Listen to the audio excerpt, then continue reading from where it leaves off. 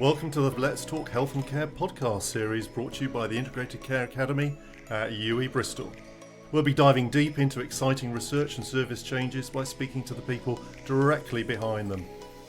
I'm Peter Brindle. I'm a GP with a real passion for service improvement, health tech and innovation. And I'm Mark Griffiths, Pro Vice Chancellor and sponsor for the Integrated Care Academy at UWE Bristol. Welcome to Let's Talk Health and Care. And this week we have a change to our schedule. In the previous podcast episode, we said we were looking forward to meeting Alex Stratikos and hearing all about his work on 3D printing of food, something that I'd never heard anything about and was looking forward to it. However, Alex isn't able to make it to the studio today, and we will be chatting to Alex in a few weeks. However, Peter, we do have another fab guest today, and this is another example where the Integrated Care Academy at UWE Bristol, I think, comes into force and real focus through the lens of technology, patient care, pathways, and workforce development, which we know are the three principles and priorities of the ICA. I'm therefore delighted and chuffed to bits, actually, to be welcoming Associate Professor Praveen Kumar, who is an Associate Professor in Stroke Rehabilitation here at the University of the West of England, Bristol, within the School of Health and Social Wellbeing. He is a physiotherapist by background, but has extensive work within different communities, and he's been leading some amazing work in the field of stroke rehabilitation and the development of robotic telepresence and how it can support frail people at home. We'll talk more about that in a short while, but first of all, I just wanted to say welcome, Praveen, and thanks for joining us today. Thank you, Mark and Peter, for having me. It's a great pleasure for being here, and I'm looking forward to talk about the things I've been doing, the amazing robotic stuff. Great. Well, let's get going. Robotic telepresence is another one of these terms that I've never heard about, and I know nothing about it other than a little bit of work that I've done in preparing for this. So why don't you just start by telling us what is robotic telepresence and how did you get involved in this area in the first place? Thank you, Peter. So robotic telepresence is like a mobile platform. It's like a tall tablet which is on wheels. So you can actually see, a tablet walking around. And through this robot, participants can join live in for a group exercise classes, or it could be one-to-one assessments, what we can do with them. But they can see a remote instructor on the tablet actually. Basically, I am not physically present, but actually I am there talking to the participants. So instructors can see the patients and patient can see. So it gives like a personal experience. For example, if you're on a Zoom, you're quite away on a big screen. But here, I can actually get close to the participants. So it gives that intense kind of personalized feeling. Is it like kind of almost like eye-to-eye contact? Yes, you can have an eye-to-eye contact, but the other advantage is, I can actually, for example, if I wanted to assess them, I can view them from front, I can view from sides, so I can observe and look at their quality of movement, how they are standing up, for example. Yeah. So quite a few things which we can make it really personalized. But if it was on the Zoom, then they're quite far away. They lack that personal kind of experience. So the whole advantage of having that personalized experience. So I would like to just thank the Emergence Network from the University of Nottingham, who have partly funded this project, but also I got research investment time from UWE to do this work as well. So I would like to acknowledge them. Oh, it's brilliant, Praveen. And for me, I think watching yourself as a very proud physiotherapist develop in this space over the last several years, working with collaborators across the country and internationally, let's not forget that, has been a real, I think, joy to actually observe and watch and seeing you develop that presence within that space, because bringing together technology sometimes, particularly in some spaces where it may not have been accepted previously or the technology or the interface wasn't good enough, to get over that barrier to help patients with their rehabilitation after stroke is really, really important. So it's just a fantastic real-world example, really, as well. What motivated you, Praveen, to take on this work? What motivated you as a AHP, as a physio? What was it for you? So, I'll just briefly mention about during the COVID time, we were running exercise classes. So basically in this care home, I used to do one-to-one exercises. I used to have a group of people and I would go in and do the exercise class with them. because of COVID, we have to stop all that, and I started doing it on the Zoom. Ah. So, as I explained, people were sat in the room, and I was on the big screen talking to them and showing them the exercises. It was acceptable, we we learned something from that experience. However, it was quite challenging because I was worried about the safety as well, because I was not actually observing everybody closely, not knowing what they were doing, etc. And obviously Wi-Fi issues, but however with robotics as well, the Wi-Fi issue could be there. However, the lack of that personal touch and the safety and that kind of stuff made us think probably there should be something which we can consider from the technology perspective. And then we came across this equipment and we thought, okay, let's Give it a go, give yeah. it a go. Yeah. Such an important issue, the toll that isolation may take on some patients, particularly the elderly at times. What made you think of a robotic telepresence solution and how that can help? What was it about that in particular? Yeah, so I think you raised a very important point there, Mark, about the isolation. I think that's a huge problem with older people, with people with stroke, for example. I've been working with them. So, and also because of that isolation, they tend not to engage in physical activity, which is very, very important with the WHO's recommendation of routinely exercising, and making sure we spend less time seated doing less sedentary behavior, that kind of stuff. So physical activity plays a very important role. And as you know, getting frail olders to stick with an exercise routine can be a real challenge. Not just frail older people. I reckon I think just when everybody struggles absolutely. I think I to was about stick to to come it. to We all that. know what's good for us is Absolutely. doing it is the hard bit, isn't it? Absolutely, I think. And people, I think we're coming to the end of year now, and the new year terms, resolutions New Year's comes in. resolution, by the dust, by February, Yes, don't they? absolutely. So I think the important thing of this providing exercises class via via robot is because we wanted to make sure people are working in their familiar environment. I think that plays a very important role, especially the overcoming transport issues. People struggle to get to. For example, if I'm running classes now on Glenside campus, people sometimes struggle coming here. So going and relying on others for transport kind of stuff. So because Parking of that, charges, all of absolutely. that sort of stuff. And also, for example, if we are running in the care home itself, but they Yeah. already know a few people, they might know a few more people. So like familiarity with the environment, and that makes people more motivated and overcomes the isolation, and socialization aspect. I think the important aspect of the group exercise class, what people have been telling us is, it motivates them, it gives them the opportunity to socialize, and obviously physical benefits as well from there. It's really clever, Praveen. It's not just a passive viewing experience from what I can gather from what you're telling us here. The robot is actively engaged with participants' physical activity. What sort of exercises, can I ask, do you focus on? I can envisage all sorts happening, but Yeah. what sorts of exercises? I think before we start the exercise, I put in Bollywood music in the background because I love music and people enjoy music, and there's a lot of benefits of music and exercise. So we start with some basic seated exercises, chair-based exercises as warm-up exercises, and then we practice sit to stand because they're really good for strengthening lower limb muscles.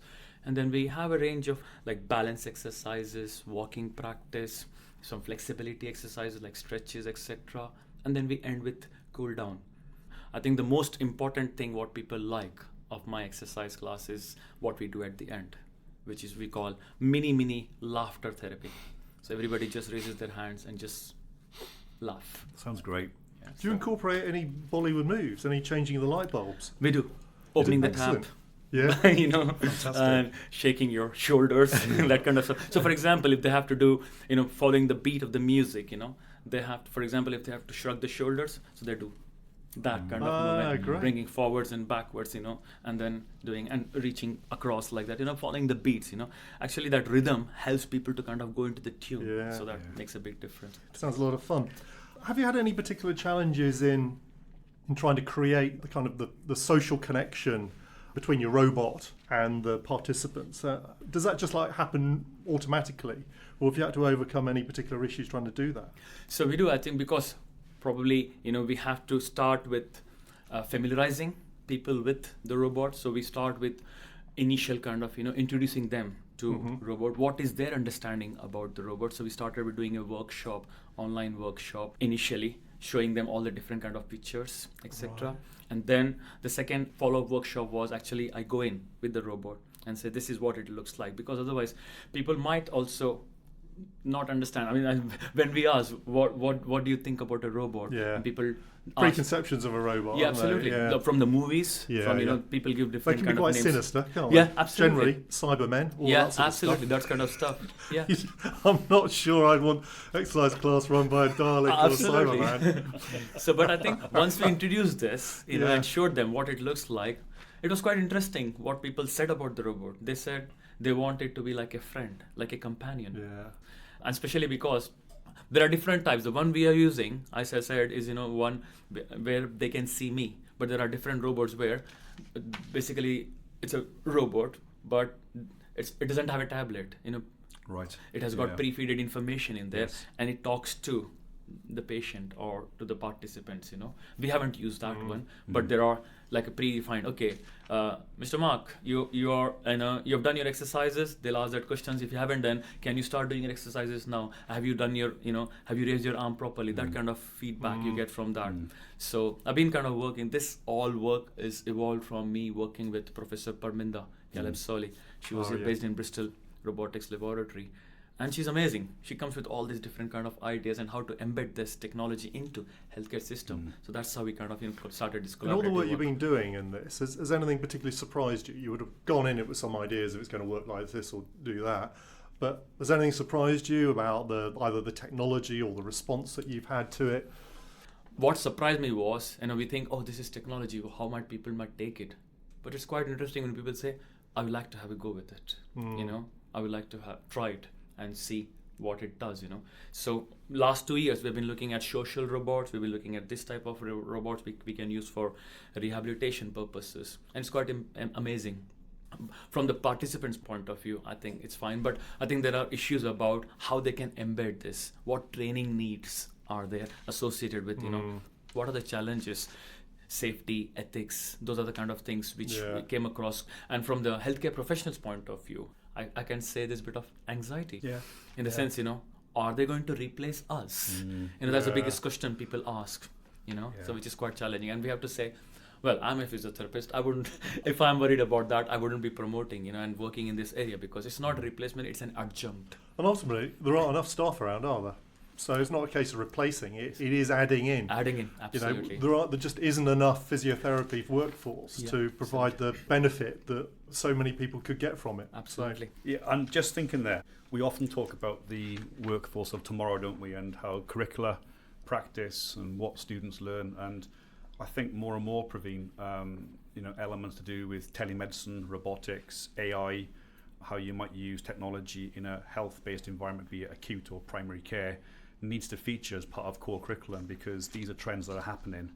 And again, we come back to Darze's report that was published back in the summer around the 3 fields of tilt, and one of those is, technology from analog to digital. Another one is community-based, and the third one is about prevention. So this does beautifully, I think, fit that kind of space.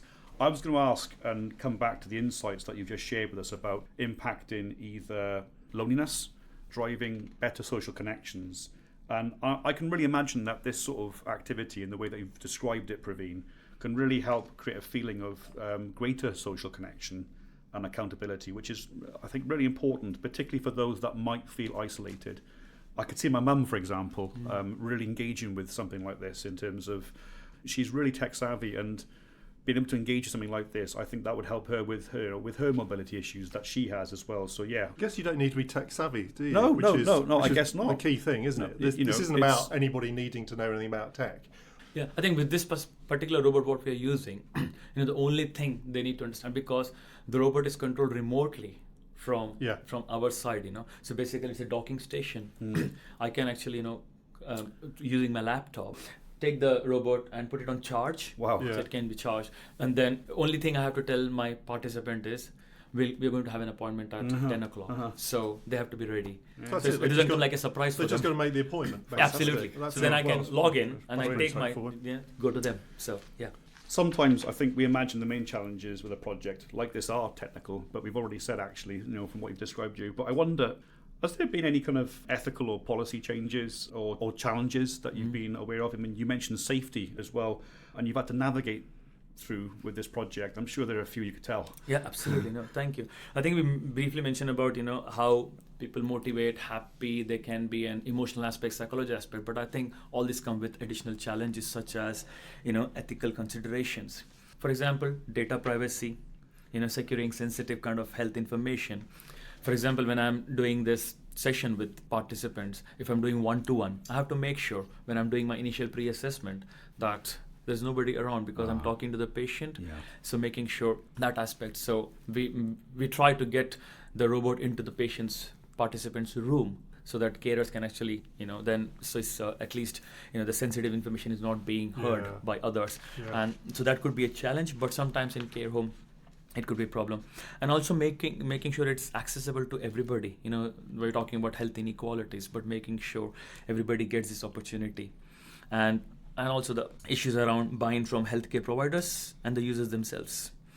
And it involves a lot of stakeholder engagement, which we have been kind of doing in different kind of projects, and understanding what the ethical considerations are, what the safety considerations are. I think safety is a big issue. So recently, I think you raised a very important point about, the future workforce. Recently in this building, in relation to another project, which was funded by Emergence Network, which we are looking at CPD training for robotics and future workforce, our students were involved. We invited them to kind of talk about what their perception about this usage of robotics in the healthcare system is. And it was so nice to hear. Obviously, with young generation, they are into technology and they want to use it, but they raised quite interesting points as well. They need to have proper training, as you highlighted, it should be part of the curriculum as well. So given that we are doing exercises and when we're talking about the safety, we do risk assessments, so that has to play a very important role as part of this. And to bring that in, we kind of related to our manual handling regulations, manual handling risk assessments, what we generally do when we are doing one-to-one with our patient, or even when I say one-to-one, in the kind of in-person sessions when we do with our patients, we have to do the risk assessments. So we try to bring that in as part of this as well. But the problem is, we don't know. For example, as you mentioned earlier on, Peter, that, if something goes wrong, there's still dilemma. Who is responsible if a patient has a fall, when doing exercises? And you said, it's better to be on the sofa and not taking challenges. So I think from that perspective, it's really important to have clear instructions and providing them related kind of information. And if we think that patient cannot do things independently, if they require supervision, then we suggest, carers should be there to support them. So just thinking about the tech again, how do you think the tech might evolve over the next 3, 5, 10 years? And do you kind of hope for a particular sort of step change, breakthrough technological change that might really improve this?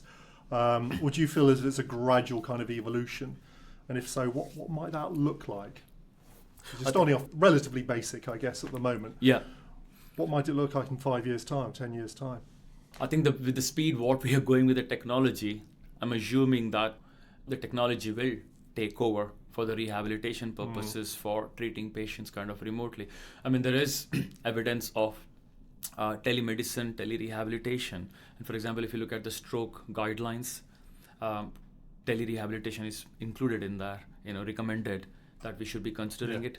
So from that perspective, I think people are kind of working on different aspects of technology to improvise it each time. And I think the most important thing is understanding what the user's needs are, what the future case workforce needs are, healthcare professional needs are.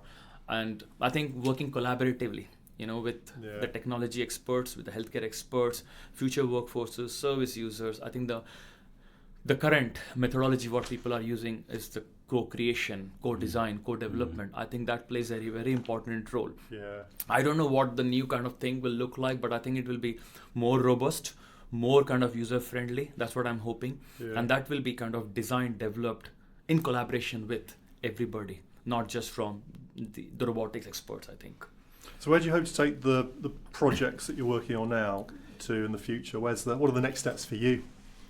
So for next steps, I think we're going to working on this. We're just about to finish this project, so we hope to apply for further funding so that we can then look at, basically doing a randomized trial, for example, or apply for some NIHR or healthcare social fair funding to see how we can work with just not we have been working with 2 care homes now. So because I think the advantage of this robot was we got 1 care home just right in the corner here and 1 in Scotland.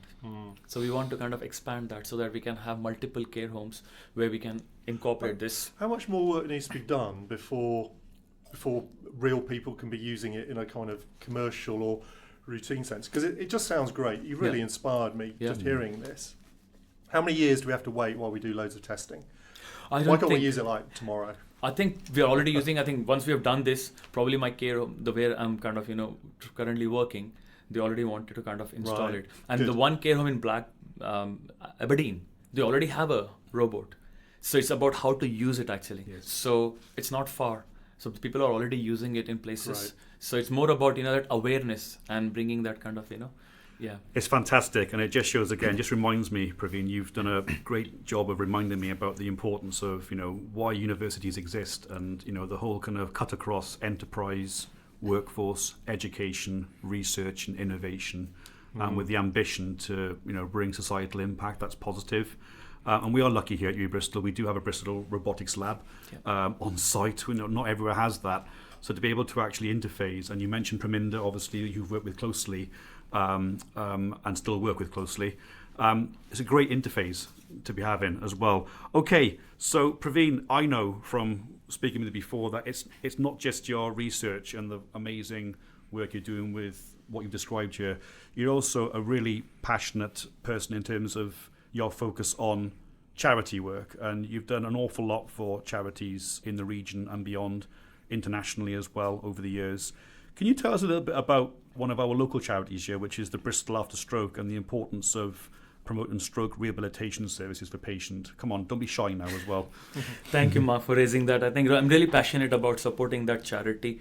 I've got big kind of history, but I'm not going to go into that details.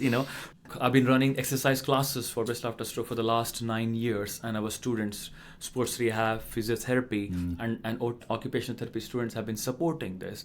And over this 9 years, 400 patients have roughly benefited from these exercise classes, and they really value the exercise class, what we do. And I think the important aspect is the Bristol After Stroke as a charity has been supporting people in the community, and there's a lot of gap that people kind of, miss. So to address that gap and to support this charity and my passion in playing badminton, I started organizing this badminton tournament for the last 7 years. And over these 7 years, people from different diverse background come and play here, irrespective of race, ethnicity, color. So it's kind of a platform where we come united to support a charity. Fantastic. So, and over the 7 years, through the support of people who have been participating, but also through online donations. I create just giving page online. So through all that, from my family's friends across the globe, over the 7 years, we raised about £31,000 to support this charity. And I'm sure this will be really helpful for people with stroke living in the community, and a great benefit to the society as well. Well, congratulations on the fundraising. Thank you. That's just great. And what we'll do probably is pop the details of the charity in the episode descriptors, so that listeners, if they feel inclined, can explore the charity, maybe even make a donate or join in and play some badminton with you. Fantastic. But I've been told that they mustn't expect to win playing against you, because you're apparently pretty good. He is very good. So we'll definitely publicise that, and that's great. Is there anything else before we wrap up that you would like to share with our listeners about the research, the project that you're doing? I think, I have to say, one of the most rewarding parts has been seeing the users embracing the technology and the difference this has made for the participants in the research, but also beyond. So I really value that. So thank you. Oh, look, Praveen, it's been a real pleasure having you here today with Peter and myself, and listening to you speak so passionately about that and highlighting the importance of your work and how it connects across so many different fields is just brilliant. Thank you for spending your time with us today and sharing with us, your excellent work and the work with colleagues. And good luck with the application that you've obviously submitted. We'll keep our fingers crossed for you on that one as well. And who'd have thought it? And Peter's points around how long do we have to wait for some of this stuff to kind of appear in certain settings. It does seem to be the acceleration of that, which is really, really important as well. This This isn't much that I knew about before in terms of the actual robotic telepresence. I certainly do now, and I'll be keeping my eyes open for future work on that as well. Look, every day is a learning day here on the Let's Talk Health and Care podcast series. So, Praveen, thank you. Thank you, Mark. Thank you, Peter, for having me. It's been a great pleasure. I'm really honored to be here. Thank you. Well, it's been so interesting, really, really interesting. And thanks to the listeners, of course, for joining us once again for this is our third episode. Don't forget to subscribe to Let's Talk Health and Care for more episodes via the SoundCloud platform. And we've now got an email address, which we will put on the descriptor, but it's ica@uwe.ac.uk. So do email us with any comments, suggestions, ideas, or if you want to take part in the podcast in the future, do make contact with us. And now's our favourite bit about the future gazing of what's happening with our next episode. Mark, over to you. The future gazing. So again, we'll be taking a different direction, which I think is one of the great things about this podcast series, is that there's so many areas that we could talk about.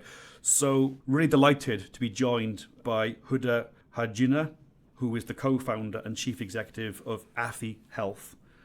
This is a grassroots community-led organisation that helps communities access their right to good health and translation services.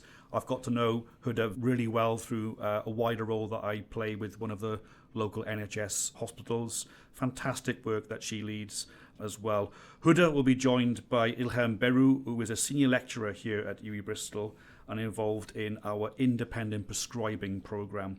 They'll be sharing the approach that AFI Health takes in its service delivery and the research that backs this up. I'm really looking forward to that. Huda and her co-founder Asha have been real inspirations to me over the last few years, particularly when they started AFI Health during COVID. Made a huge impact on the way that I look at the value of grassroots and community-based organisations in actually making changes far more impactful than some statutory organisations. So really looking forward to that, and I'd encourage everybody to tune in. They are a genuine inspiration, those two. So really looking forward to that. Well, until next time, it's goodbye from me, Mark Griffiths. And from me, Peter Brindle. Stay healthy and take care.